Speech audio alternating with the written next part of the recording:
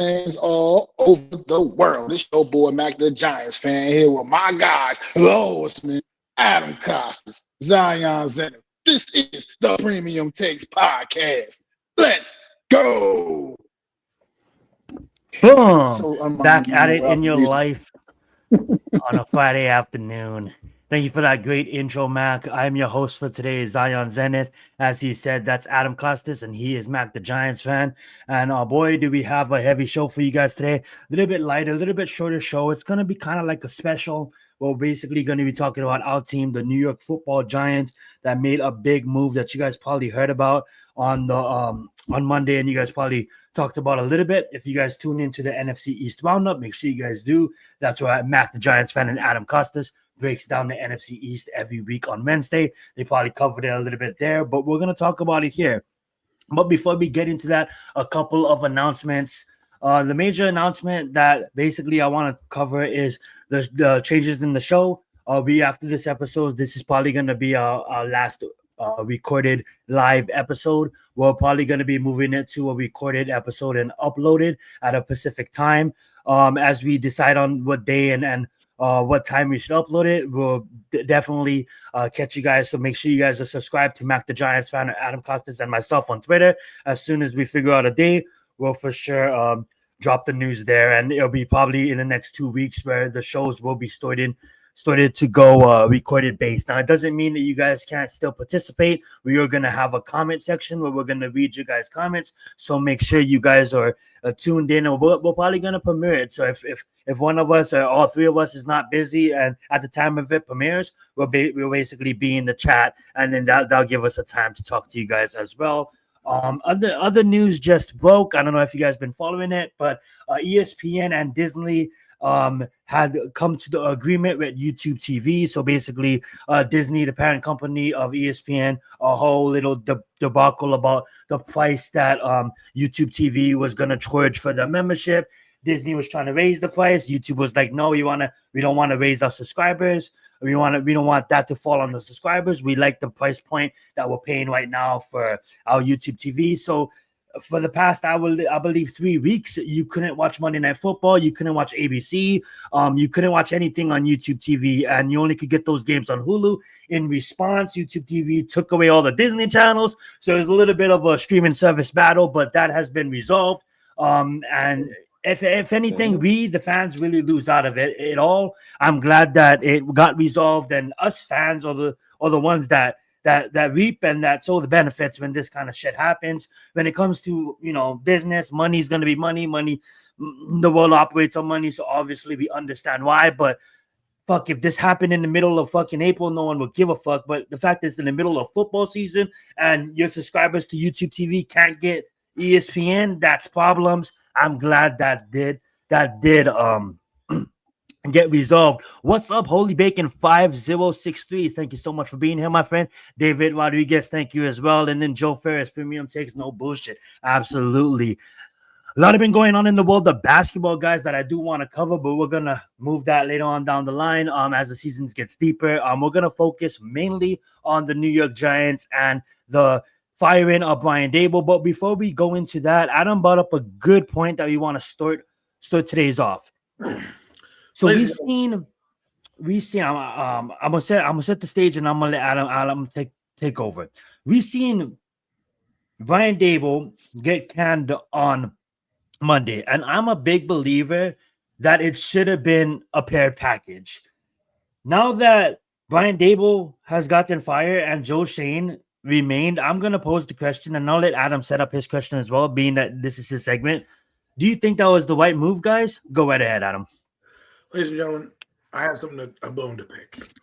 The New York Giants obviously fired their head coach, right? They gave the assistant manager or the assistant head coach the job, promoted him to head coach. That's why they brought in Mike Kafka. That's why they kept him. Well, the Giants also brought in an assistant GM. Not many other teams have assistant GMs. So you bring an assistant GM, what is he there for? To, twiddle his thumbs? So clearly Joe Shane hasn't done a great job with his roster. And I know a lot of people are only looking at the present of what Joe Shane has done. And sure, he's gotten Jackson Dart and Malik Neighbors and signed Thomas and Dexter Lawrence. He also drafted Josh Azudu. He also signed Daniel Jones, one of the worst contracts in the history of the NFL at the time. Right. And we also lost out on guys like Barkley and McKinney because of his stubbornness and lack of flexibility and his pure reputation across the league. So with that being said, you decide to keep Joe Schoen and not give a chance to audition a man who's gotten jobs or damn near gotten jobs across the league in Brandon Brown. Brandon Brown has interviewed for jobs across the league as a top candidate in this league. And you say, and you brought out to the public that, hey, Mike Kafka has a chance at winning this job if things go right for him, right? He has a chance to audition these next 7 games. I don't want him as coach. I don't think he's going to be head coach next year, but they're going to audition him.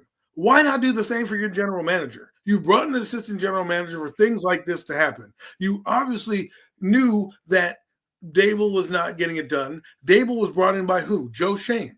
So if Joe Schoen brings in Brian Dable and you fire Brian Dable, but you want to keep Joe Schoen and not really give him any power because you basically told Joe Schoen that you're firing Brian Dable. You didn't even give him the satisfaction of doing it himself.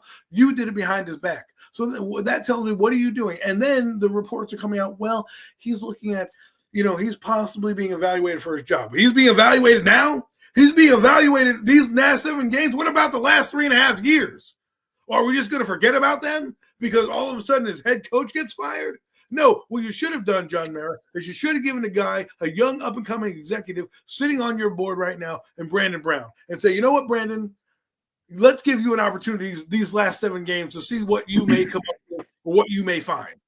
And if you do that, then maybe you can have the job later on. We can talk about it and discuss it. Right. And let's be honest, you're not really doing much as a GM these last 7 games, but he would at least have a shot to run the team, run the day-to-day operations, see how the team runs, at least a good sample size so that if you're like, you know what, we got our GM in house, we can keep him and keep moving on. Instead, you keep a guy who's a bumbling idiot across the league, who looks like a little weasel when he talks. All right, who had done dumb deal after dumb deal after dumb deal, who's picked low-hanging fruit and we're giving him credit for. You, me, and the whole world could have picked Malik Neighbors or Abdul Carter. So as much as we give him credit for that, this was an opportunity for John Mara, and I think he dropped the ball here. What are you guys' thoughts? Yeah, I like to begin by just saying this. I honestly think this last draft class probably saved his job. You see what he did in free agency. I'm not even going to say the draft class. I'm going to just say this last year. For me, I have a love and hate relationship with Joe Schoen, and it's mostly 60% hate, 40% love. I think that Barkley trade shouldn't have never happened. And if it is going to happen, make sure you get compensation for him. Make sure you trade him and get something back for him. I don't think McKinley shouldn't have left. There's a lot of players that left this team. Julian Love is another name that I can bring up that I kind of questioned him for.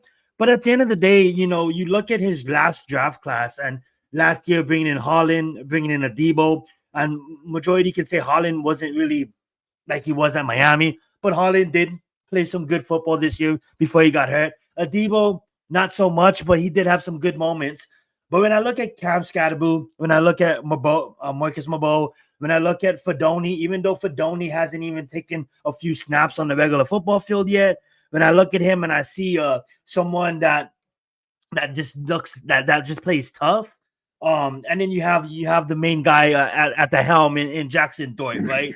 And you mentioned Abdul Carter. I kind of think with ownership, with Mera and the Tisch families, I honestly think that alone kind of let them save his job. Now, what I would have done is let him go because there was a ton of free, well, not free, but there's a ton of wide receivers you could have gone and trade for. And this guy is bringing people that I have to literally look up on Google that doesn't even have a Wikipedia page yet. And I'm like, who the fuck is this guy? But so there's a lot of questions that I didn't really necessarily like. Trade deadline comes and passes, and he doesn't make any significant move to better this roster. As much as I wanted Brian Dable out of the building, I'm not going to make an excuse about him, but it's like, how the fuck is this guy going to coach when literally his starting everything is gone? You know what I'm saying? But it is a good move to get rid of Brian Dable. We're gonna touch on the coaches. I'd like to see Max point on Brian Joe Shane's. And I honestly to wrap my point up, I think Brandon Brown is the smartest exec in that building, and I'm right on with you, Adam. I honestly think they should have fired Joe Shane and promoted Brandon Brown. That's a move I wanted to happen before last season. Even when that Hard Knocks episode came out and Brandon Brown is fucking sitting there, and I'm like, oh my god, that guy looks like he's really running the fucking team, and Joe Shane is just look. I'm Joe Shane. No one's gonna value a running back. Yes, they do, and that now is a Super Bowl winning running back, mind you. Go right ahead, Mac. Well, I just have a hate relationship with Joe Shane. I have no love for that man. I'm not going to pretend to have any love for him at all. I mean, he's just fumbled at every aspect of this job. I feel like Adam just said, anybody could have picked Malik Neighbors, Abdul Carter. I mean, talent like that. Okay, gee, you're not getting a cookie for picking guys like that. You're not going to get a pat on the back. Say, oh yeah, you got Malik Neighbors. Come on, give me a break. That didn't take much effort or much any kind of knowledge. Joe Shane. I'm almost glad that he didn't bring anybody else into the trade deadline, or so to speak, just because I feel like his eye for talent, football talent, is so bad that it would have just probably been some more bums anyway, that he would have overpaid or something stupid, because that's all he's been doing his entire tenure here is making stupid decisions. After stupid decisions, his personnel decisions have been absolutely god-awful.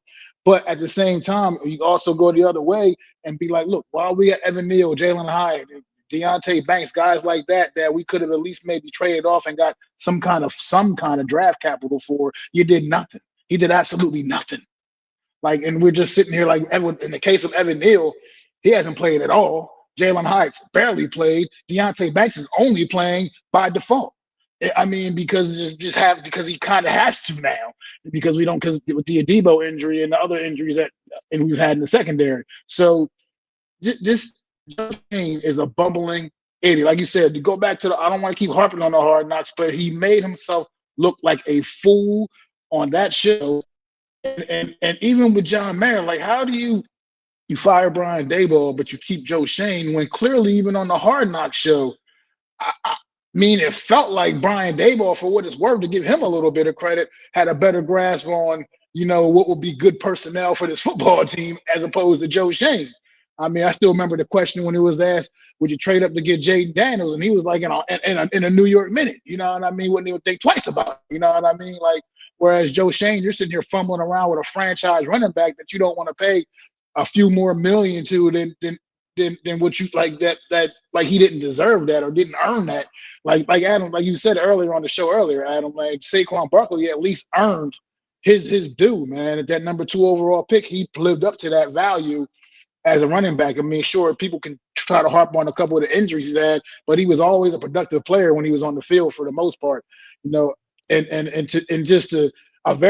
was clearly the best, the heart and soul of this team for the better part of 4 or 5 years at least. He was the flat out heart and soul of this football team. He was the only thing that made this football team watchable, for a long time period. And the fact that you chose to sign a quarterback that's, man, sure, he's having a pretty good year this season down there, and his hats off to him, but a quarterback that clearly wasn't working out here, and you let your franchise running back go without getting any value for him whatsoever. At the very least, you could have traded him off and could have got some real value for him, because he was a hot commodity. You could have got a first-round pick for Saquon Barkley from the right team potentially. You know what I mean? You did nothing. You let him walk out the door for absolutely free, scot-free, and then he goes and signs with the damn division rivals right down the turnpike. Like these are the kind of things that have been failures in Joe Shane. I mean, like Xavier McKinney, Julian Love, guy touched on earlier.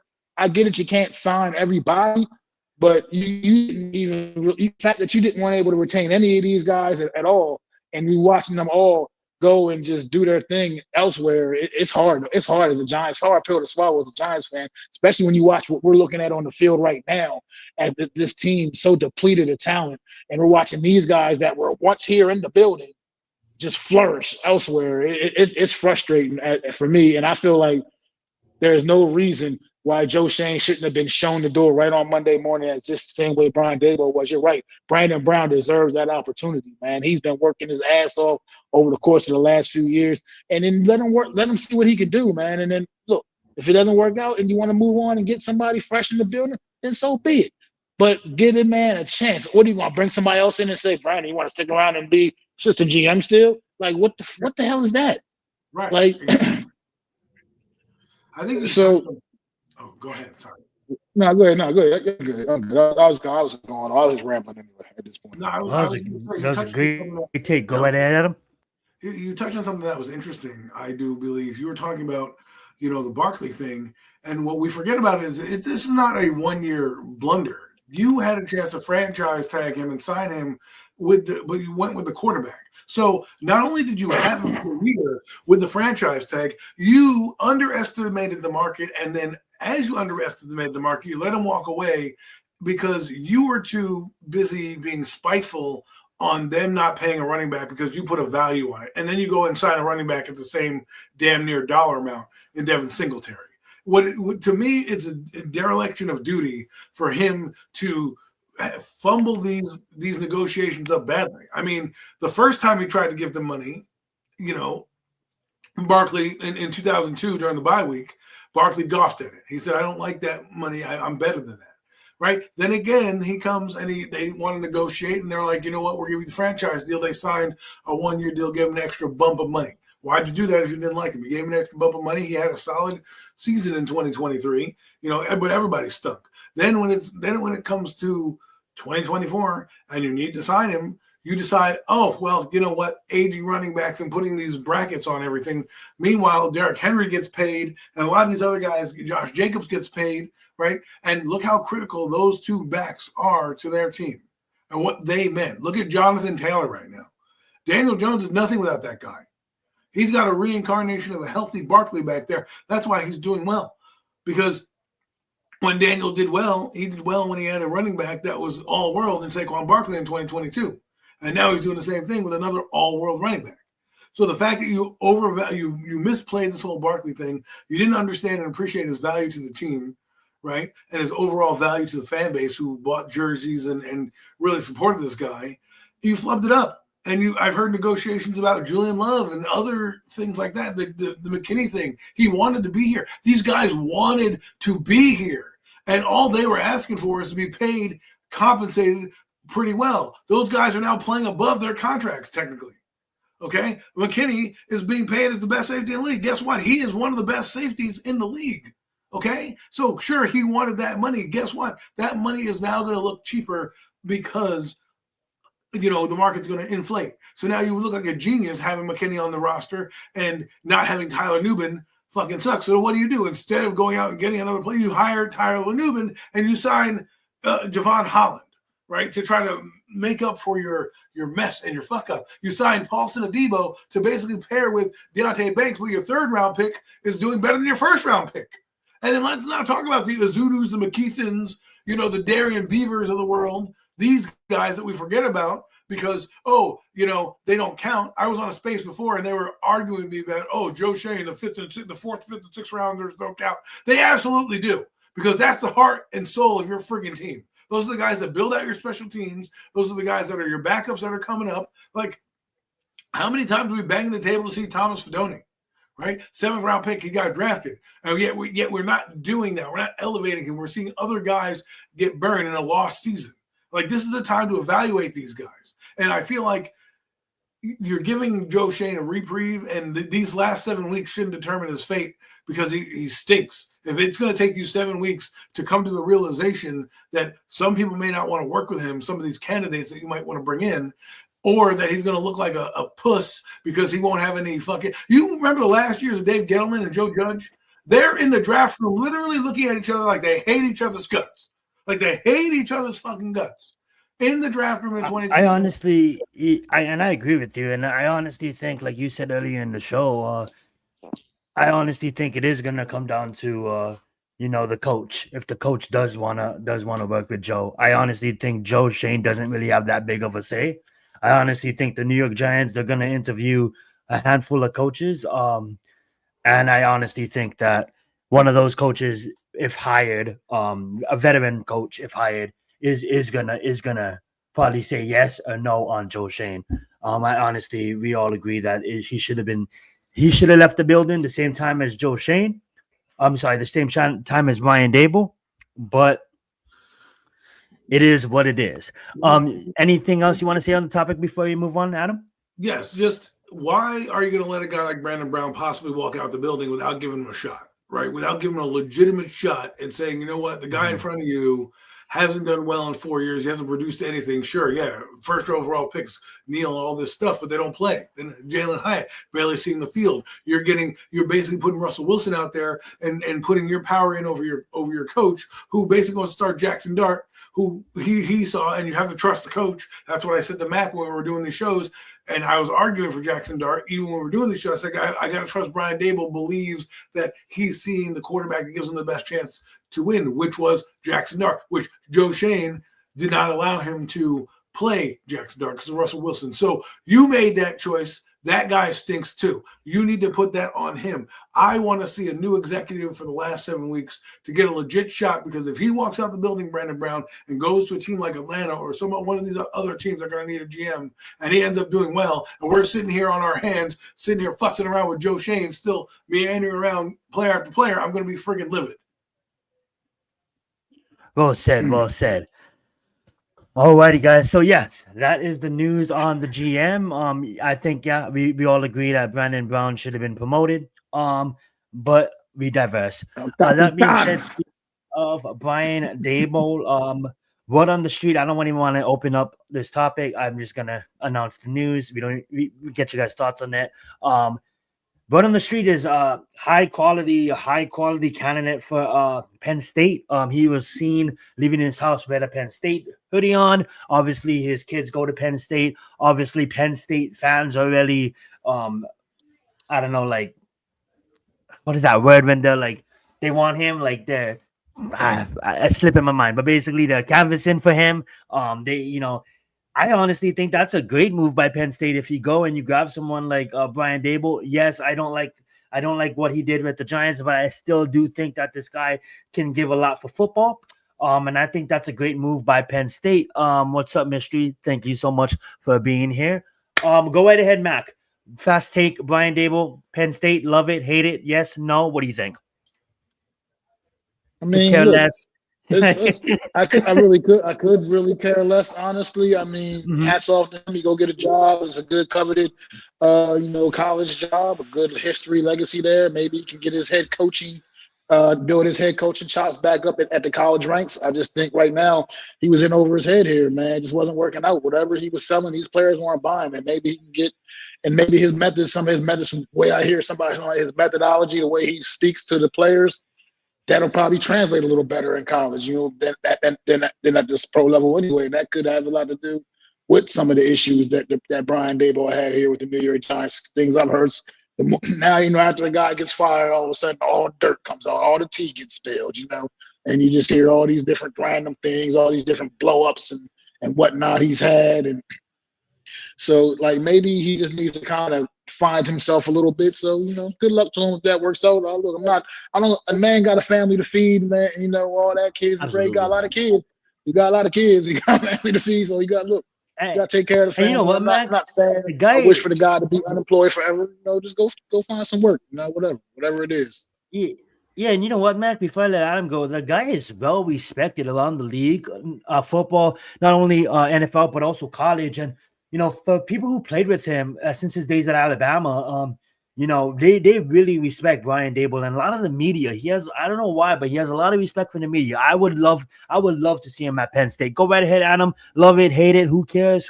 What's your thoughts on that? I mean, it makes you wonder if he understood that he had a job lined up. Remember last time he, was smiling off the Philadelphia field because he knew that he had another chance at the job next year. This year, he's fired mid-season, and you wonder why he didn't just A, fight for his job, and then B, fire his defensive coordinator, because he could say, well, what if I fire, Shane Bowen? I got to keep my job. I know it's a lost cause. He's probably getting fired anyways at the end of the season, but this is something that normally doesn't happen in Giant universe. So the fact that he's, already at Penn State. I don't know if it's official or if he's just visiting there. Not official, not official. It's just being talked about. But if he does get a job there in college, maybe it works out for him better, and he'll have to do a lot of explaining with Wake Martindale and like what went on, and were you sabotaged, and it just makes you wonder, like, maybe this is the best thing for him, because once all this dirt comes out, and Penn State's not in a rush to get a quarterback coach right now, right? They still have time. They're in the middle of their season. They could figure out a lot of things. They could say, you know what, Brian, we want to get the job, but we're just going to ride this season out. Or, if they have a bowl game or there's the off season coming up, because in November their seasons end if they don't make a bowl berth, right? Maybe they hire him in December and say, hey, it's your job. And I think that's maybe where he can go rehab his career a little bit, because of the NIL and because of a lot of these programs growing. A lot of these coaches are going to have platforms to go back to and make successful programs out of these college programs. And then you'll have more of a pool to pick from when you're going back into the pro ranks, right? So I think if he gets a chance, good for him.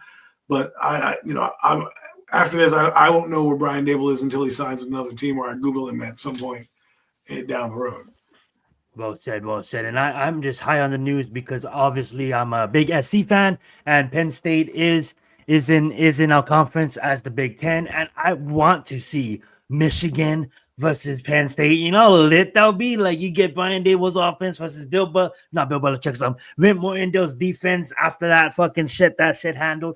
Oh, that'll be fun to watch, and I think that'll be a fire move for him for his football career. But obviously, I'm excited for the future of the Giants. A few things we want to mention. As you down below, as you see, I mentioned 15 coaches. Now, all of those coaches, they're not in order. Obviously, they're just a handful of coaches. I just came up with 15 names that I could see coaching the Giants, and I think we talk about them.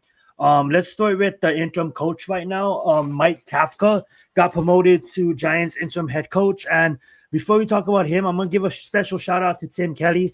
This is a guy that basically been an offensive coordinator at Houston Texans before he was offensive coordinator at the Tennessee Titans, before he became the New York Giants tight ends coach. He got promoted again to the offensive coordinator. So shout out to Tim Kelly. I don't really see him being our offense coordinator for the future, but at least for the season, he's going to be helping Kafka develop a game plan, and hopefully we can win out some games. Obviously, they can't control the defensive side of the ball, and Shane Bowen, is still in the fucking building. So I don't know how that's gonna look like, but at least I know for the offensive side of the ball, I think we'll be good. What's up, Alex? Thank you so much for being here.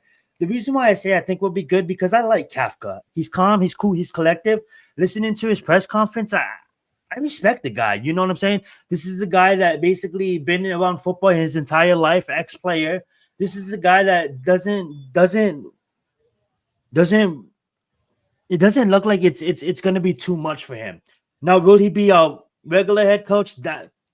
That's probably not going to happen. The only way that's probably going to happen is if he fucking does some kind of miracle shit and he does win out and the Giants go 9-8 and okay, that fucking happens. I don't even care if they give you the fucking job. You know what I'm saying? I'm gonna be a fan. But that's gonna be hard. But what I do like about him is he was calling the offensive plays this whole season, and we've seen this offense put up 30 points multiple times. Did we win those games? No, but we can score, and he can move the ball. And I just think him calling the plays, I don't think it's gonna be too much for him. I don't really want to touch on Mike Kafka too much. I'm just gonna give my take for him. If he wins out 9-8, that's the only way. 8-8, 9-8. That's the only way that I'll even consider him of being the head coach. Because I do truly believe that there's a lot of veterans out there, as you guys can see below, that we're gonna talk about that can turn this ship fucking around. I know you guys covered him a little bit on the NFC East Roundup. Get a minute each. Go right ahead, Adam. Mike Kafka, what do you think about him? I think he's part of the problem. We act like he wasn't calling plays under Brian Dable. Brian Dable clearly gave up play calling this year, right? The offense is not the issue. The offense is not the issue. The defense is the issue. And so, to me, if you fire a coach, just let him go. I mean, I hope he does well for his next job or next gig, wherever that may be, Mike Kafka. But to me, I don't think he should be the head coach of the New York Giants. I mean, I think they need a stronger personality in this room. I think they just need to clean house in general. If you fire the head man, why not everybody else? Now, I would let the next coach, if Tim Kelly happens to call plays better. I mean, Tim Kelly's not even calling plays, so he doesn't even get a chance to showcase anything. He's just going to have the title, exactly. Right. So it's not even like you're giving a fair shake to call plays to get a job with the next coaching staff that comes in and you can go, hey, look, Tim Kelly made these calls. So I know I went over my time, but Mike Kafka is a thumbs down for me. Thumbs down for Adam. I love it. Yeah, it's pretty much a thumbs down for me as well. But like I said, at the same time, I'm also a realist. If somehow this team was to somehow run the table and look very good doing it, and it was like, I mean, it has to be something just so extraordinary that that it cannot be denied to retain him, that is undeniable that you need to retain him. Then no, I mean, he's part of, like Adam just said, he's part of a problem, man. He's part of what's been the problem with this football team, and he's been a part of this. Like I said earlier, guilty by association. So be it, man. This is the way it is. Because even if we won, okay, hypothetically, we run the table and go 9-8, which ain't gonna happen. But if we did, we're still not going to make the playoffs because the way things are aligning right now in the NFC, especially in the NFC right now, there's going to be probably a couple of 10-win teams maybe that they're going to end up missing out of the postseason. So 9-8 ain't going to get it done. So the reality is, if he was able to, like I said, have this team run the table, look so great, look impressive doing it, then okay, there's a conversation to be had for sure. But I really don't want any parts of it, man. I got, like Adam said, clean slate, man. Move on from this entire regime. I just want to counter that point you made because I don't care if he runs the table. Look at the class of coaches that is coming out. I'm not going to sit here and say, oh, well, you ran the table, great job. When I have a chance at McCarthy or somebody that I deem could be better, right? Like, would the Giants do that too much where they're like, oh, let's get the guy. If you have a better candidate coming in and getting the job, this team needs to be, I think. I'm saying is, it's not even, my fault. Let me clarify what I said. Because it's not even just about running the table. I said, look, impressive running the table. Something that is so undeniable that you just got to give him a legitimate look. That's what I'm talking about. I'm not talking about even just winning the football games. I'm talking about it has to be something where, like, he has his team looking more disciplined than we've ever seen, more everything, like everything locked and loaded, where it's just something where you can't gloss over it. And you got to be like, well, damn, Kafka really got this team straightened out, man. Like they ran the table undefeated the second back half of the season, like just railroading people. Like when it's something I'm talking about, it will have to be something to that level. I don't think it's going to be, so I don't think it's something to worry about. I agree. I don't want any parts of it. But I mean, if it was something so extraordinary that you just can't look over, that's what I'm talking about. And I'm not talking about just winning all the games. And I'm looking at it like this. This may be the only opportunity that the Giants have at these coaches that might be on this list, whether you like it or not, whether it's Gruden, Tomlin, whomever the case may be, right? Even if it's extraordinary, if the coaching pool this year was low, right, and didn't have as many names coming out, I would agree with you. Even if he went 7-10, I could be like, you know what, let's give him another chance because the coaching pool this year isn't as deep and there's may not be that many. But because you have guys that are on the cusp of being fired or there's rumors about them being fired. Hell, LaFleur could be fired if they like that guy Halfley, who is a guy you should be mentioning on this list, right? Or if Halfley gets a job with Green Bay, now LaFleur becomes better. I would definitely want LaFleur over Mike Kafka. So to me, while I'm not necessarily disagreeing with what you're saying, and I understand your point, I'm just saying even for me, extraordinary is not the line. To me, I got to see who the talent candidates are out there and really consider, am I making the right decision for the New York Football Giants by not trying to get one of these guys that may break loose like a Harbaugh, Tomlin, whomever, like that. Well said. And I don't want to take a whole 10 minutes talking about Kafka. We have a lot of coaches to get to, and well said, guys. What up, G Nation? Thank you for joining us. While Mac was speaking, we got Allen Boy in the house. He said Mike McCartney is my number one guy. And to keep it fair, guys, the list is just to separate the names evenly. number 1 and number 15. I got Bill Belichick at 15. It's not in any order. I just put it to separate the list. Those are the 15 candidates that we'll probably be covering today. And then we got Eagles Uncensored in the house. So probably all three of us say no on Mike Kafka. And that's what I like. I like open conversations. I just didn't want it to be fully about Mike Kafka. I don't care how long you guys take on John Gruden. It's just that we all can fucking agree that Mike Kafka is probably not going to be our next head coach. Another guy on that list, I'm just going in random, is going to be Todd Monken. Now, Todd Monken, he was with Georgia when they won both national championships back-to-back, and he is currently the Ravens offensive coordinator. Obviously, we all know that we kind of all want a veteran head coach, and Todd Monken will kind of be what we kind of experienced. I'm not saying that. I mean, like look at Ben Johnson. Look at some top candidates that got jobs. You know, I'm not gonna try to compare everybody to the new and improved, offensive system, but I kind of don't want to go down that route because we just fucking been down that route with Brian Dable, and I don't mean to do that to Todd Monken, but I kind of fucking am. Brian Dable won national championships at Alabama before getting his opportunity at the Buffalo Bills, before getting his head coaching job. What's the fucking difference with Todd Monken? Now, I know Todd Monken is so-called the offensive genius, but so the fuck is Brian Dable. So for me personally, I'm going to say no on Todd Monken. I do respect the name. I do know that he's a fucking great – he could be a great head coach. But for the New York Giants, I want more experience. I want someone like we'll talk about later on in the list, like a Steve Spagnuolo, like a fucking Mike Tomlin, John Gruden. Oh my God, give us John Gruden, set this fucking place on fire, blow this shit up, and let John Gruden. And we'll talk about John Gruden when the time comes. So Todd Monken, go right ahead, Adam. Thumbs down for me.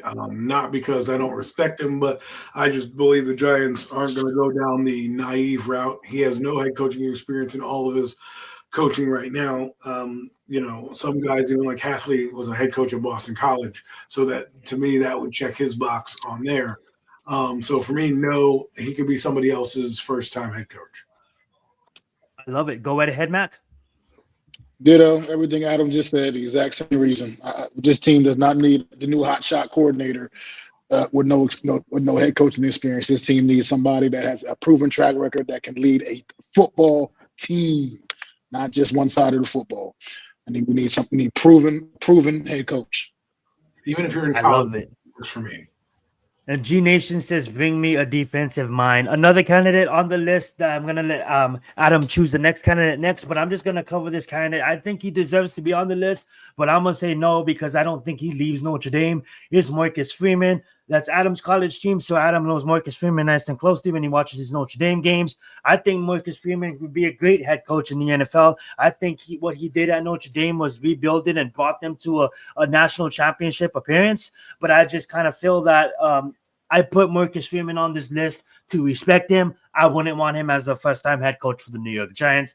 Can we both agree that we don't want Marcus Freeman as our head coach? Or do you guys want to take some time talking about him? I would want Marcus Freeman as a head coach just because go right ahead, he's got head coach.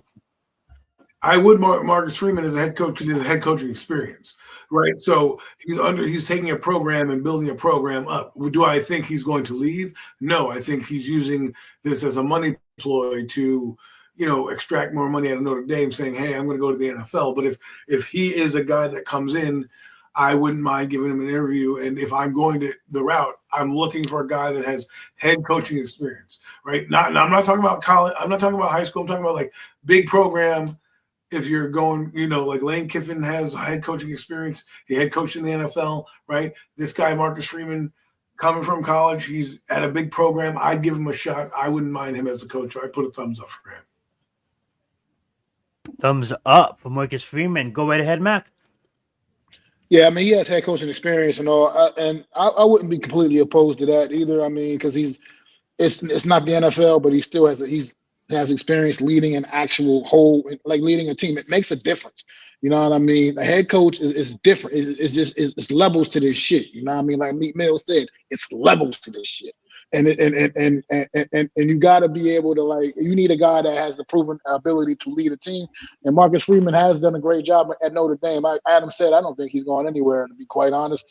But the only thing that makes me a little wary of that would be the fact that even though he's had success there at the college level at Notre Dame, does that? It's not the same. The NFL is different. When you're college, you're still coaching kids. The NFL, I mean, young adults, but they're kids still, basically. Well, But when you get to the NFL, you're coaching grown ass men with and this is a job. It's no longer just I they're think not no I longer think he can they're no lead a longer grown doing man though. it. I do believe I that, mean, Mac. I do believe that Marcus that's Freeman can lead a maybe he grown man. can, and Yeah. maybe he well, can, but the I'm college just not all the way convinced. So that's my college my gets paid. only on him. So I'm not disagreeing with you there, Great but because concern. college, That's a great concern to have. Go right ahead, Adam. I'm sorry. to address that concern, he is dealing with college athletes now getting paid, right? So now he has to deal with egos as well and managing that and these young adults going into the league. So while I understand why the grown ass man thing, men are going to respect you if you come in and command a room, if you are a leader of men, if you understand the temperament. Every team is going to give you a shot, right? How you treat those men is how they're going to treat you back. And I think because he has head coaching experience and he's leading a big program, he's building from the ground up, I'd love to see him get a chance in here. And it doesn't bother me about the grown man thing because he's dealing with grown men right now. When you deal with money, you are a semi-pro league. You are now a professional league. So you're going to be dealing with agents. You're going to be dealing with recruiting and all that other garbage that goes with it. Right? That's part of his job. So he's going to also have some GMing experience.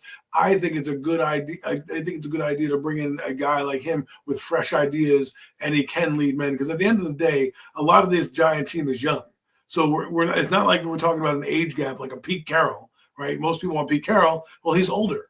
How am I going to let him relate to the other player? So that's my caveat to that. But I understand what Mac's saying.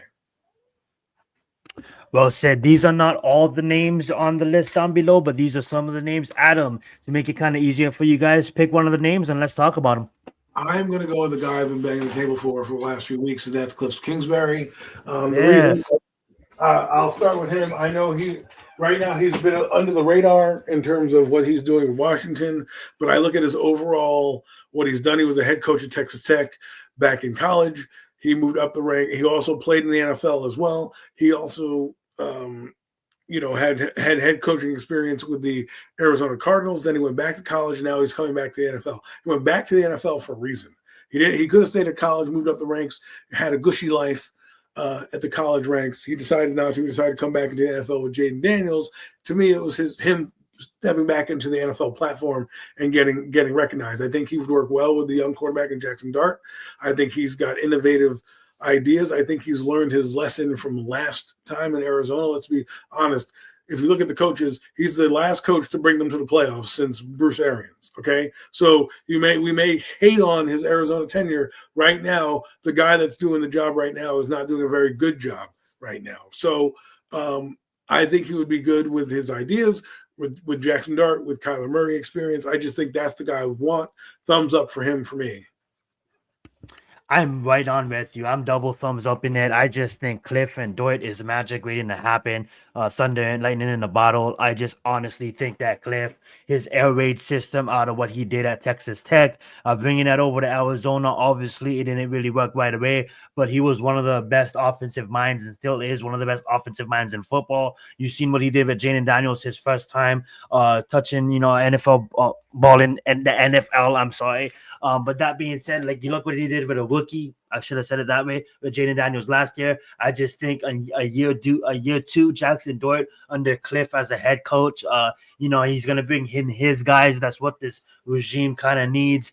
I'm at a big point of young and new school, discipline and bringing a guy like a Mike Tomlinson, a Steve Spags, kind of like a front-nosed defensive, disciplined team. But then on the other side of the scale, I would love me a fucking fast-paced air raid fucking offense, looking to take shots down the field. And that's what Cliff runs. I think the only person that runs it better is Lincoln Riley, and I just think Cliff and Jackson equals 30+ points a game for the Giants. Go right ahead, Mac.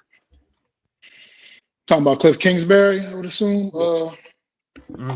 Cliff Kingsbury, he's a guy intriguing. I mean, offensively, I feel like what he thinks he could maybe do with Jackson Dart could be special. And I'm just not so sure. He's another guy that I'm not so sure about, just only because I don't like to always. I'm about giving second chances and everything, but when I just watched, like, it just wasn't, to me. He strikes me as one of those guys that's coordinator, not head coach. You know what I mean? I just get that vibe from watching him when he had his opportunity as a head coach. Granted, not with a good football team, and it's not hard to fail out there. You know what I mean, in Arizona. But at the end of the day, this guy, to me, it's like that Norv Turner effect. You know, Norv Turner always was a great offensive coordinator, but then every time he got any kind of a head coaching opportunity, it just never panned out. It never worked. And I just kind of get those vibes from Cliff Kingsbury, man, where great offensive mind could be great for any good young quarterback, but I'm just not so sold on him as a head coach.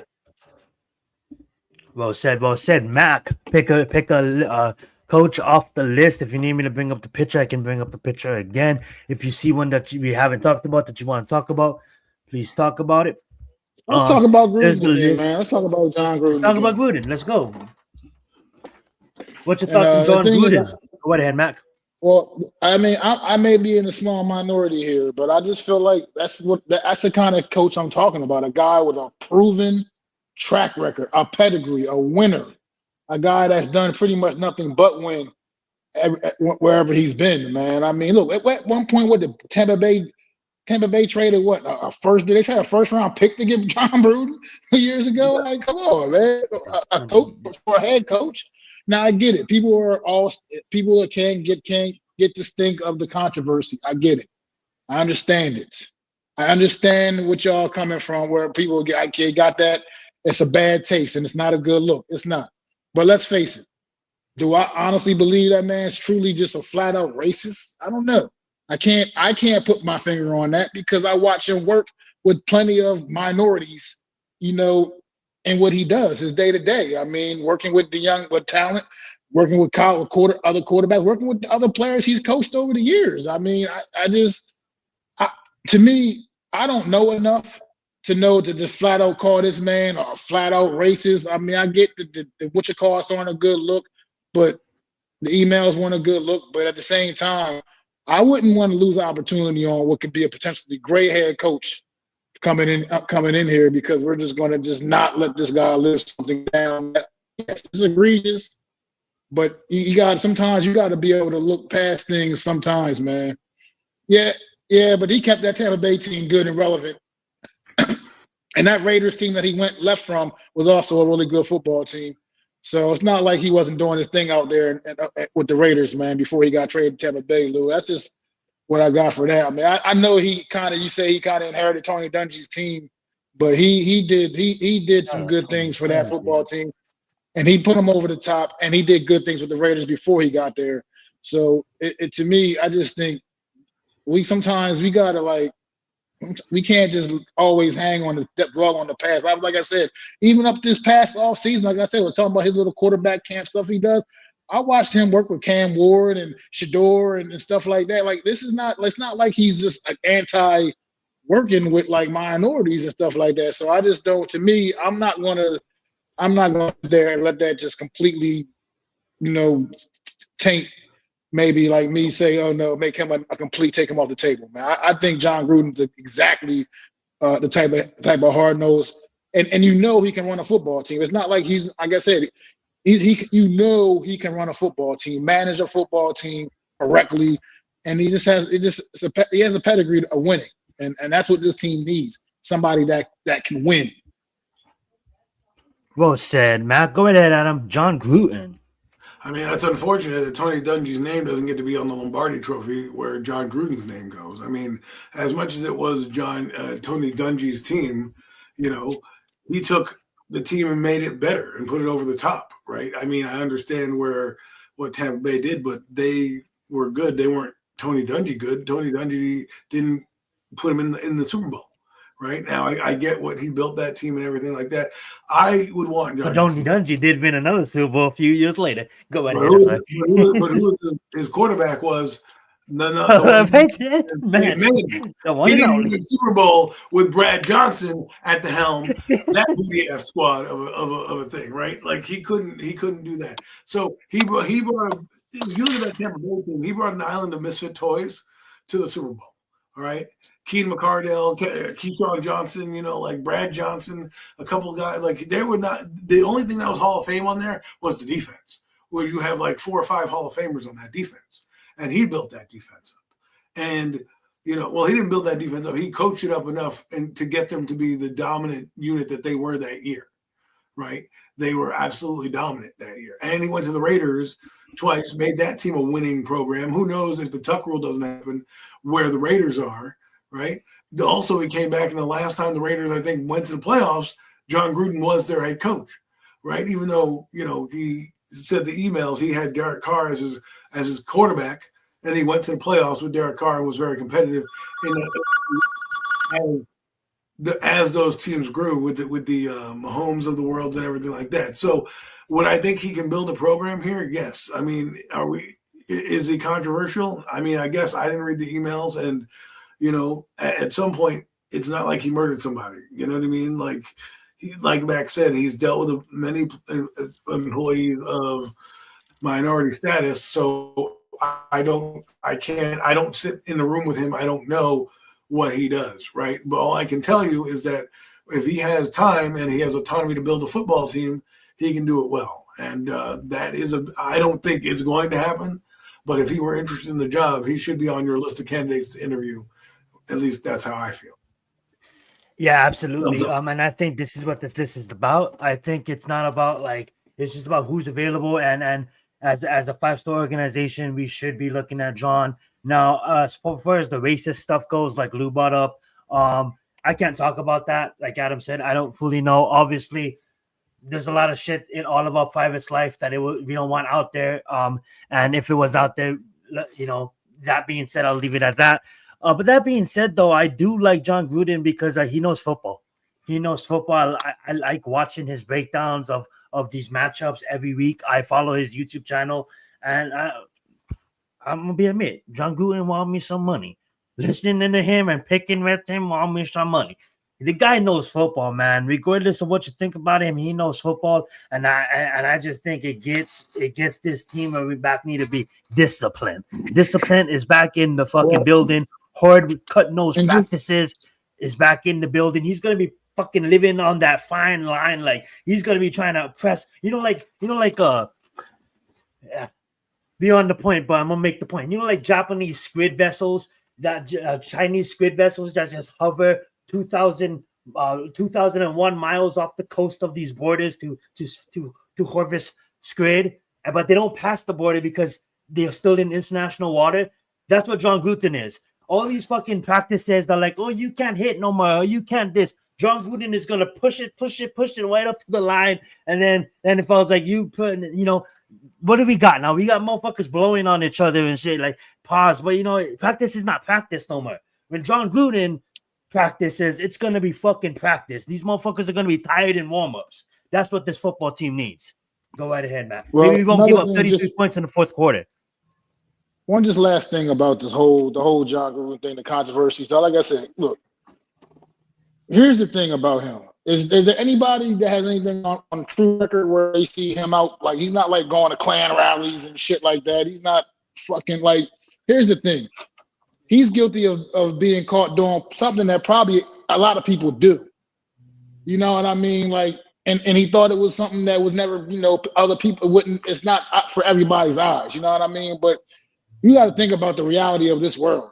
Is when you think nobody else is going to see things, people think nobody else is going to see things, so to speak. And it was the height of cancel culture. I'm sorry. But it's just the fact that it's something like this gets blown up when it's somebody like him because he's John Gruden, obviously. You know what I mean? So I don't think he's guilty of of anything that other people don't just do around in the world. I mean, it's just like I said. If he was out with a white hood on, marching at Klan rallies, and or this fucking swastika tattooed on his goddamn shoulder or something like that, or whatever, okay, I get it. I would get it. You wouldn't, obviously, what I mean, that would be a whole different ball game. But I just think you literally. You literally see the man working with if he was truly a racist, and if somebody that's truly a racist, they don't give a damn. They racist, and that's what it is. They're not. You wouldn't have seen him working with like Cam Ward and working with the other African American quarterbacks or any minority quarterbacks. I don't think that it wouldn't happen. Dave Portnoy will put his brand Barstool Sports on. That's his brand, and for him to work with John Gruden, for him to be that core financer behind that show on YouTube. And Barstool is a big fucking brand, big in the industry. So I don't think they'll go and risk it. And John Gruden got DraftKings, I believe, as sponsors. And exactly what you said, it was in the height of cancel culture. And if John Gruden was a UFC coach, had something to do in the UFC, this shit happens every fucking weekend. I'm not trying to be me. I'm just being honest. The NFL and the NBA, the NFL, the no fun league, you know what I'm saying? Like everything gets hype and magnified, and it's almost as if you got to walk a really fine line when you're dealing with the NFL and all these fines and shit like that. What Cam Scatterbu had to pay $20,000 to $15,000 just to peeking his head into the 10. He didn't go into the 10. He just peeked into the 10. And obviously that's something different. But from $15,000 for that, I can honestly see these emails not being fucking as bad as it's not like he was on the Epstein list flying to fucking these kids. I'm not trying to go there, but you get what I'm saying. Let's move on though. A candidate that I really do like that would probably be equal to John Gruden, if not more. He's my number one choice for head coach, is Steve. I just think that he's going to go down in history as one of the best defensive coordinators in football. He won multiple championships with two different organizations.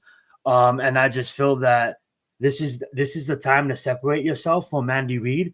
Everybody's talking about the Patriots. Everybody's talking about Green Bay Packers. Everybody's talking about like the Eagles and the Lions.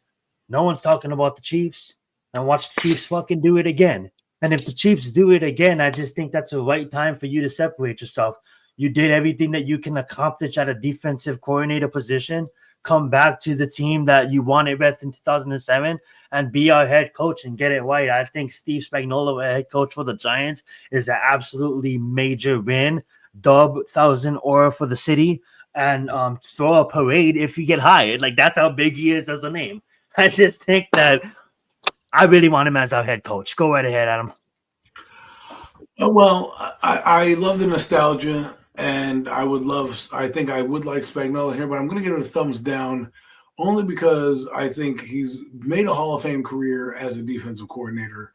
He's had a couple head coaching jobs and has been abysmal. I think just because his age, to me, I don't want to ages him out, but I'm talking about if I have Dart here for the next decade, that guy's going to be like 73 by the time Dart is still cooking. So I would like a guy that can kind of age with my quarterback as he goes and not be an old curmudgeon. Now, I know that Pete Carroll has done it, but, to me, I don't know. I mean, if he comes in here, I'm not going to be like, oh, my God, I hate the thing. But I also am just giving a real take on – I'm just giving him a thumbs down just because I think his time has passed. And I think he should just stay where he's at right now as a defensive coordinator. Unless he's bringing over Andy Reid, I don't know if it's going to be as easy for him, and I don't want that to hurt his legacy if he fails here.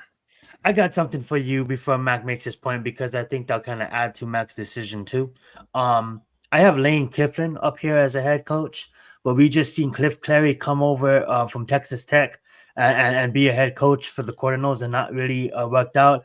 I say right now, if someone like Lincoln Riley was to enter the league and he comes as an offensive coordinator, he'll be one of the top offense coordinators in football. I honestly think the same for Lane Kiffin. I think if he makes that move, he's a head coach from the Ole Miss. You know what I'm saying? He has experience. Brett Jackson Dorrit, and if he doesn't make that head coach to head coach jump, if he comes in and he becomes the Giants offensive coordinator and Steve Spagnuolo is our head coach, does that change your mind on Steve?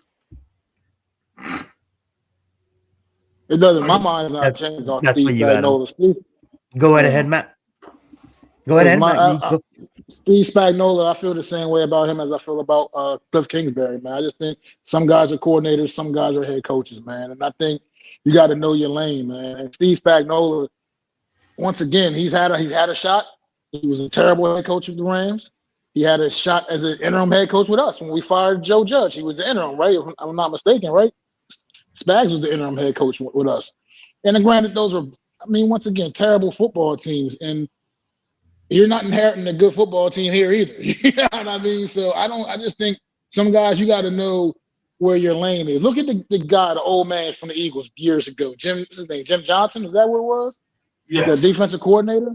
You know how many head coaching offers that guy was getting year in and year out, but he just knew to stay in his lane, man. He knew to stay in his lane. Hey, that's the guy that's been coaching for like 60 fucking years, huh?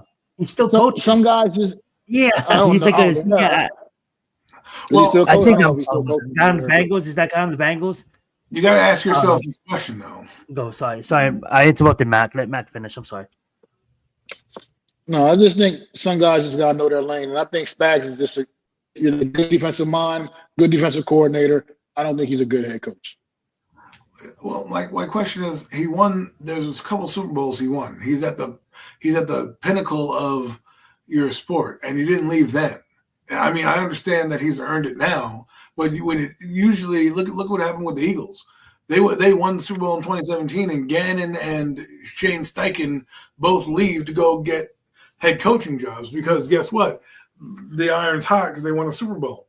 So he's had plenty of opportunities the last however many years. The Kansas City Chiefs have been to 5 Super Bowls or something like that in the last 6 or 7 years, and he's been the coordinator for all of them. So it's not like he can't.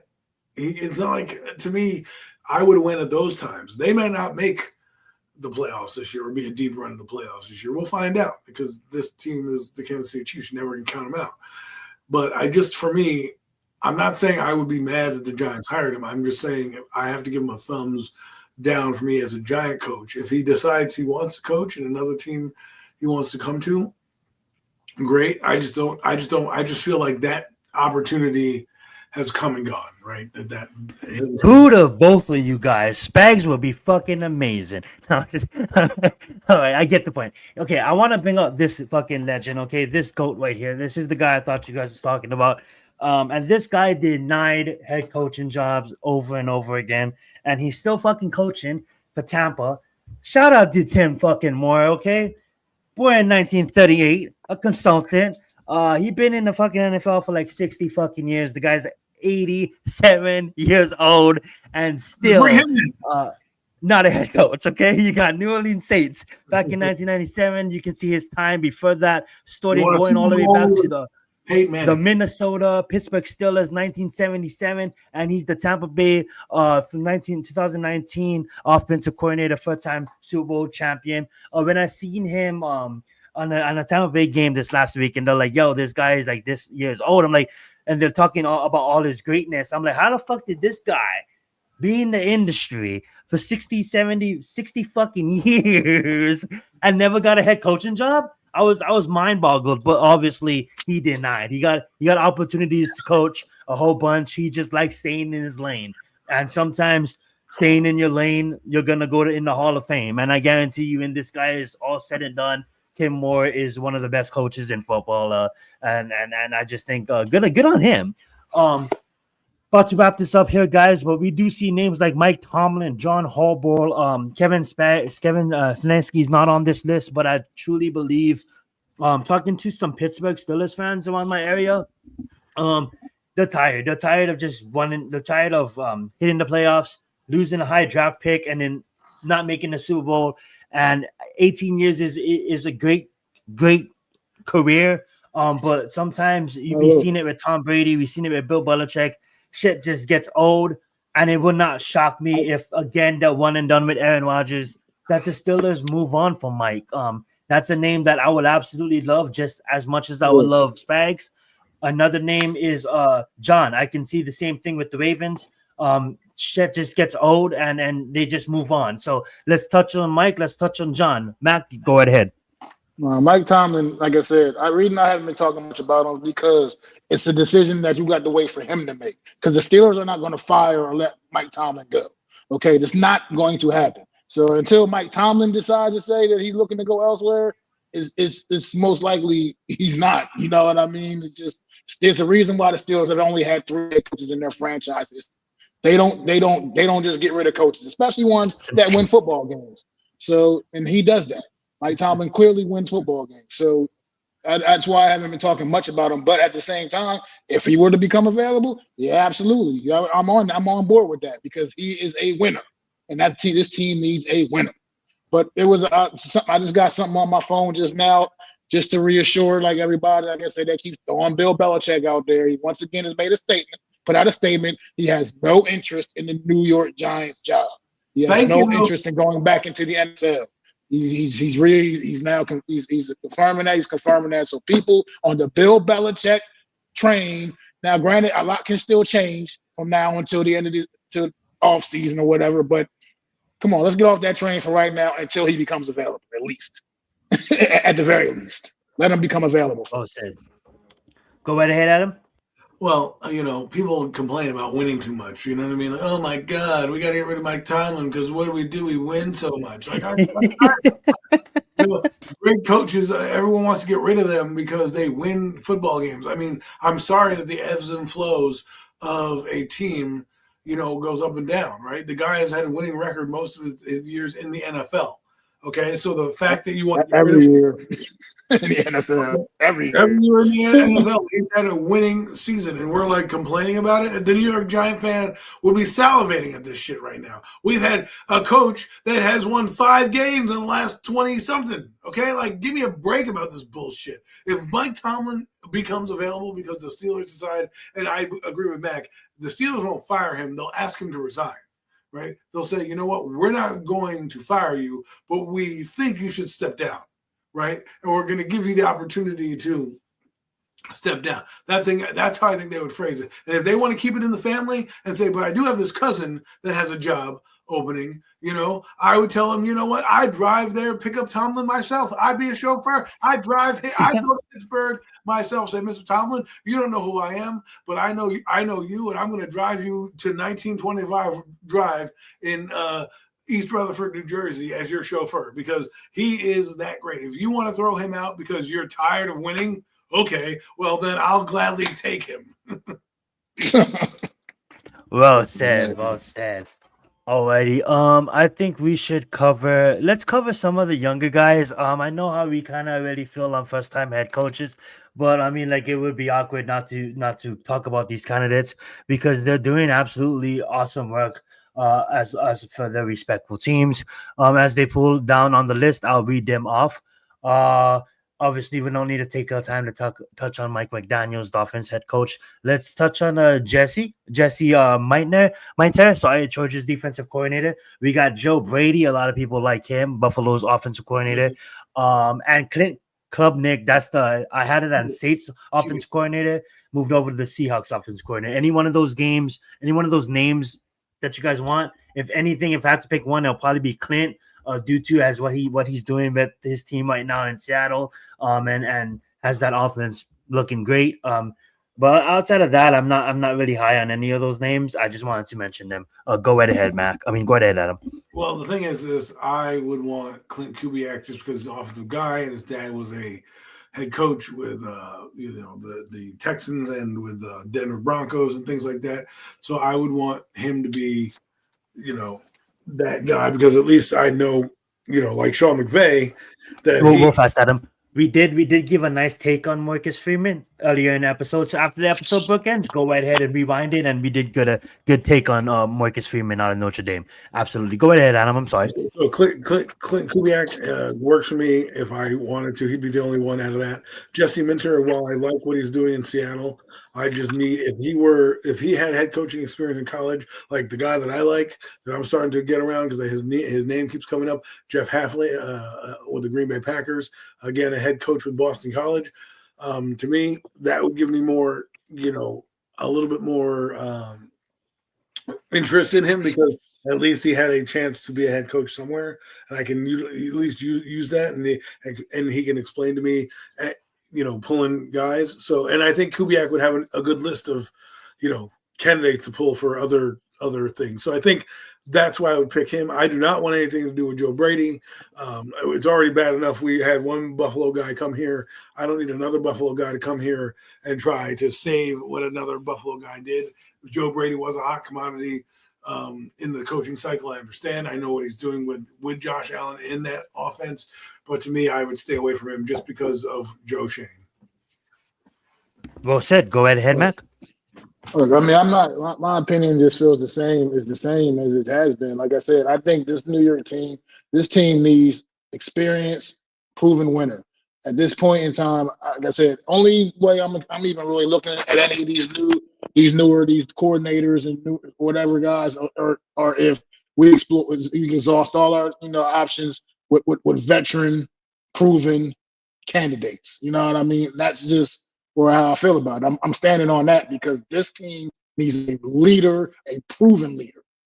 And I just don't want to take a flyer on a new guy. Not to say those guys don't deserve opportunities. I don't think the Giants are in position to take a flyer on some guy that you just not sure what you're really truly getting. That's all. So well said. Well said. All right, guys, we have two final candidates to break down as we covered the list. And thank you for mentioning that guy out of Green Bay, Adam. I forgot to add him to the list as well. His name has been moving around town. That being said, the last candidates we do have, and I will think probably most likely the most likely to get the job is probably Mike McCartney. And another one is Mike McDaniels. I honestly, let's touch on McDaniels first, the Dolphins head coach. I don't think that's a good move on us. I would love it just because he's awesome and he's funny, but being awesome and funny doesn't translate to what this team needs right now. This team needs a guy like Mike McDaniels, someone that, not Mike McDaniels, Mike McCartney, someone that won a Super Bowl, someone that basically was 12-5 for 3 years with offensive with the Dallas Cowboys. His first year that he coached there, I believe Dak was hurt, and his last year he coached there, Dak was hurt. So if you take out his 5 years, the 3 years that Dak wasn't hurt, he went 12-5. So that's a guy that I fully believe he never really lost his team. And that's a guy that is basically puts us back into contender and where we should be in the right direction. I won't mind both of them. If I had to pick one, I'll probably go with McCartney just because of the experience and just because that's just kind of what we need right now. We need someone like Mike McCartney, whether you like him, whether you don't like him. We need someone like him to come in and to be honest, he's probably the betting favorite right now for the job. So that's how I feel about both candidates. But boy, would fucking press conferences be awesome with Mike McDaniels. But go right ahead, Adam. Go right ahead, Mac. Look, I don't want Mike McDaniels. I'll let you know that. I'm cool on him. But McCarthy is interesting to me because he fits into what I'm talking about. Proven track record, proven winner. People have really have strong opinions about Mike McCarthy, but guess what this guy does as a head coach? He wins football games. That's what the New York Giants need, a coach who can win football games. And sure, he's got the one title in Green Bay, and he hasn't quite found that success again. But at the same time, Mike McCarthy has been a proven, good, quality head coach in this league. And it, to me, he's the type of candidate the Giants need to really be pursuing hard and looking closely at. Those are the kind of candidates, people like him, guys like names like that, because this guy wins. He knows what it takes to get a football team prepared and win a football game. And I think we have some pieces that he can work with. I believe we do got a couple pieces that he can work with and have this offense cooking like they were in Dallas, like they used to in Green Bay. The offense is not even terrible right now, considering all things considered. Well, when Jackson Dart's out there anyway, the offense isn't so terrible. But look, I just think we need a proven guy, point blank and period. And Carthy just fits that bill. So I'd be perfectly fine with that. And before you go, Adam, that is a name that if he does have that interview, I say he can be that name to tell ownership, yeah, I'll take the job, And if he doesn't like Joe, he'll literally tell, yeah, I'll take the job, fire Joe Shane. Bring me a fucking GM that bring in my fucking people. Go right ahead, Adam. What's your thoughts on Mike? Both Well, Mikes. with double mics, Mike McDaniels, he's funny, I guess, but that doesn't win you football games. I would love him as an offensive coordinator here to reestablish his value as a head coach. I think right now you need to give him a little bit of a break. But Mike McCarthy, he's like, to me, the break glass option for the Giants. If all their candidates that they decide to choose from aren't there, then McCarthy's the guy I think that comes in here, and it's an easy peasy type of job, right? Because they interviewed him last time. They were bringing him in for a second interview to see if they wanted to make him the head coach, and of course, he had a foot fetish down in Dallas with Jerry Jones, and next thing you know, he never left the building. But I do believe he would be at least a good program builder for the next coach. What I mean by that is like a Doug Collins, where you'll get to the playoffs a lot, you'll build a good team. He may not take you over the top, but then you get a nice new coordinator like a Mike Schuler or something like that, who can come in and just take the team and go from there. That's what I would do. I mean, his history, he's the longest tenured in terms of like across the board in the NFL in terms of his knowledge. He's taken a year off. He's analyzed the game. I would love to know what his defensive coordinator would be, because that's his Achilles heel. And the other thing that he has a problem with is his teams have a lack of discipline, as they are one of the highest penalized teams in the league. Now with Green Bay, they weren't as penalized. They went 15-1 one year, and they lost to the Giants, who happened to be a better team that day than them. So the guy can coach football. I wouldn't be opposed to it. I'd probably give it a thumbs up. At least I know we'd be a competitive football team and have a chance at least wild card spots with him. Well said. And my only knock on Mike, because I agree, and I said my take on him. I would like him as a head coach to get it right, and like Max said, break the glass. But my only knock on him is he's almost as if like, can he translate his game to kind of mix in that younger game now, right? He's kind of still that tough old school football kind of guy, but it's almost like, hey, this game has, I'm not saying it's passed him by, but like that's why he was never able to just take it over the hump. And it kind of brings me to our last candidate on this list. A guy is, I kind of felt it would be a fucking amazing hire for the New York Giants. And yes, he's kind of falls into that Marcus Freeman. He was never a head coach in the NFL, but he is and has been around football and is a great football mind. And he has experience with our quarterback, Jackson Doyle. It's Lane Kiffin. You bring him up from Old Miss. This is a guy that knows how to talk to the younger generation. He's been doing it for years. And you give him his quarterback that he had, Jackson Doyle. I think you do this move for one reason, for your quarterback, for your franchise quarterback, Jackson Doyle. I think if the Giants hire Lane Kiffin, I'm gonna go out on a limb. That's a statement. That's a statement move. And you be like, how does a statement? You didn't do anything. I think Lane Kiffin could be a good NFL coach. And I think I think Jackson Doyle will be fucking jumping up for joy if his college coach joins him. I watch Old Miss games on Saturday, and every time they score a touchdown, they take the basketball and they dunk it on the sidelines. And even if it's a away game, they take the fucking hoop to the visitor sideline and they're dunking the balls, and just a fun culture there at Notre Dame. And that culture that you see in Jackson Doyle came from Old Miss. That I'm just gonna go out there and ball. That's all fucking Lane Kiffin. So give me Lane Kiffin as a Giants head coach. He's one of my top candidates, and I would love him as a head coach. Go right ahead, Adam. What's your thoughts on that? I'm not. I like Lane Kiffin, but I'm not sure he's going to give up $64 million to come to New York. Especially, I see somebody in Mac's screen, I like what you're saying. I understand. I'm buying what you're selling. He has head coaching experience with the Raiders as well. But I just don't know if this is something. If he has a chance to go to LSU, then I think he'll do that over going to the Giants. Just because I think, I just think that you ever say he'll pick LSU over the New York Football Giants again? I'm just saying you can get $70 million from LSU, and you can only get about $40 million from the Giants. I'm taking an extra $30 million, the national title and everything like that. But That's what I think.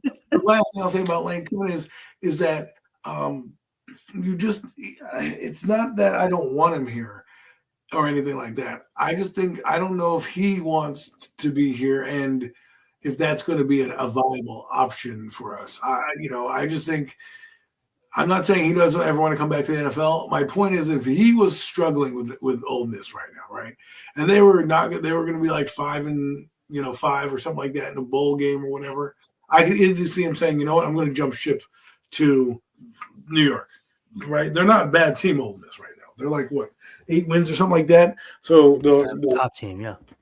They'll be in the playoff hunt. So I think the only thing for him would be either to upgrade to like a LSU like program like that or go to the NFL, but I don't know if he would do that. But maybe the Giants entice him. But I agree with you, he would be a solid choice. Well said. Go right ahead, Matt. He scares me a little bit, but at the same time, that was the Raiders he was with back in the day. That when he had the whole situation. Yeah. See that from one standpoint, that's scary a little bit. Scares me away from him a little bit. But at the end of the day, that was a long time ago. He was a very young head coach for the NFL at that time, and maybe he was just way over his head anyway at that point in time in his career. So he's the kind of guy that I listen and see what he got to say and see if he's matured over his years, got a little wiser, which I would like to assume he has. But he has definitely done some good things down there at Ole Miss. And he'd be a guy I'd be open to consider. Like I said, but at the same time, I still stand on what I've been saying. Proven winner, proven success, proven somebody with a real track record at this level is more what I think the Giants need to really look forward and go and focus on and really try to get in here, man, and bring in here. But he's a guy that's a little bit intriguing because I over the years he may have developed and like I said and turned and matured himself in the right way that maybe he is ready to take this leap to being an NFL head coach. But he's a little somebody you gotta really vet him really well as far as I'm concerned. Just to, make sure his mind is right.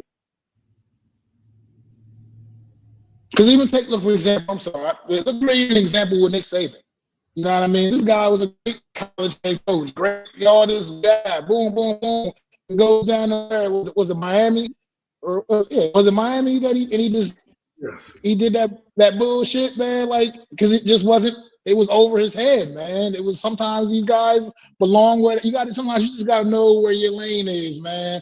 And I don't know if Lane Kiffin is one of those kind of guys. That's why I'm kind of like, you got to vet him real well and make sure his mind is really right and ready to be an NFL head coach before we would really make him a serious candidate. But Jackson Dart connection is all well good. That's all makes sense from that standpoint, absolutely. But he's just one of those be careful guy like that. Look at that smile! Don't you want him? Yeah, you guys are absolutely right. I think if he you vet him really well, and I just think he would be bomb. And I love the concern because we've seen it in recent years of high candidates coming in, Urban Meyer, and not really showing out. That being said, guys, that is probably gonna do the show next week's episode. I forgot about Urban Meyer. Jesus, I forgot about it.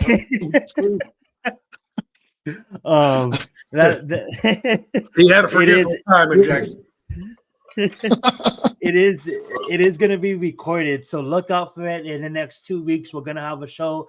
It is going to be a luncheon. We're going to probably put it up on multiple channels for now, but if you're not already, go subscribe to Premium Takes official channel. Just type in Premium Takes up on YouTube. It should pop up. Make sure you guys go subscribe there. Next week, we'll basically break down more of this because obviously more news will come out. Probably break down some NBA basketball, being that that's going down, and obviously we'll do our official picks. We'll get updated on everybody's standings, where everybody stands and now standings, and then we'll go ahead and pick some official picks. But before we leave today, I'm just gonna ask you guys: is there anything else you guys want to talk about before we head on? I just want to say, no. Go ahead, Adam. Go ahead. No, I think we've covered it all. We had to talk specifically about the Giants because it's the biggest news happening, and we're all three of us four of us. Never forget Jeffrey T. Are all Giant fans on this program, and so we had to bring it up. Well said. Well Yeah, said. Go right ahead, Mac. just gonna say, man, this weekend of football, man, you got a pretty good week ahead of us, and good Sunday coming up, man, ahead of us, man. Some good games on the slate, man. We're not really not talking about the games this week, but there's a couple some big time matchups here. Bills and Bucks coming off of big losses last week. Bears against the Vikings, looking to position themselves for a wild card spot. Seahawks and Rams, Lions and Eagles. There's some big time matchups this week, man. So enjoy football on Sunday. Even though we're Giant fans and we're not going to probably enjoy much, but we can enjoy football in general. You know what I mean? So just wanted to say that because I just happened to notice the slate of games this week. It's some couple of impressive matchups. Fire. Look forward to watching. Fire. And like you said, I honestly didn't really look at the slate due to I'm a Giants fan and you know, but I'm still going to be watching football because football is awesome, man. You know, big UFC fights this weekend too. Make sure you guys check that out. And obviously, I think we're about to have the Golden State Warriors going against, I'm going to say it, the MVP this season, Victor Wembanyama and the Spurs. So that's coming up on the NBA Cup. He was out of this world. He's out of this world.